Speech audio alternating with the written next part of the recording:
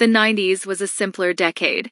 9/11 had yet to instill extreme fear in United States citizens, and a certain political figure was yet to turn the country against itself. It was a great time to grow up in. And, when it comes to entertainment marketing, it was the apex. 90s marketing and tie-ins could make even the most disappointing blockbusters look appealing. The ultimate example of this? Roland Emmerich's Godzilla, a film that was trashed by critics nearly as much as the subsequent year's execrable Wild Wild West. Godzilla's biggest crime was ultimately stomping on Toho's flagship franchise in the eyes of G fans. Emmerich himself has admitted he was uninterested in adapting the IP, and that shows. But now that over 25 years have passed, it's easy to look at Godzilla as just a fun, goofy 90s mega movie. As for the G fans, they now have an entire monsterverse to watch if they want a more traditional American take of the radiated behemoth. If 90s blockbuster cinema can be equated to anything, it's a roller coaster ride. Sure, the Avengers movies of today are a ride in their own right, but there's something about the biggest movies of the 1990s that just have a different energy. Jurassic Park, The Mummy, Independence Day, Anaconda, Speed, Con Air, The Fugitive, Twister, Terminator 2, Judgment Day, they all serve as examples.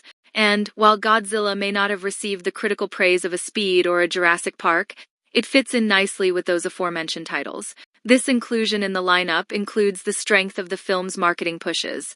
But there's an argument to be made that Godzilla's was the biggest of them all. Godzilla in 1998 was akin to Batman in 1989, though once the film hit screens all the chatter wasn't nearly as flowery as the talk surrounding Tim Burton's blockbuster.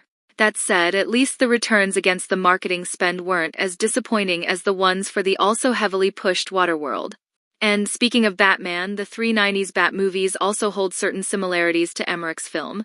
In the case of Batman Returns, the marketing advertised something different from the final product. And in that case, parents weren't happy taking their kids to such a dark film. The more direct comparison is Batman and Robin, which had tens of millions spent on toys and fast food tie-ins only for people to hate the movie they were tied into. When it comes to fast food tie-ins for Zilla, Taco Bell's $20 million campaign was consistently clever and, by this point, iconic. The toys were neat, but the commercial with the Chihuahua trying to catch the oversized monster with the call of, "Here, lizard, lizard, lizard," and a cardboard box trap was gold. Diddy, then Puff Daddy, even teamed up with Led Zeppelin's Jimmy Page for the song "Come With Me."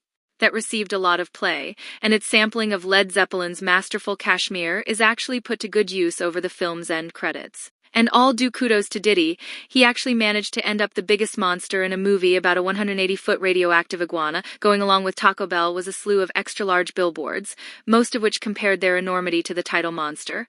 For instance, one was as tall as an 8-story building with the text, "He's twice as tall as this sign."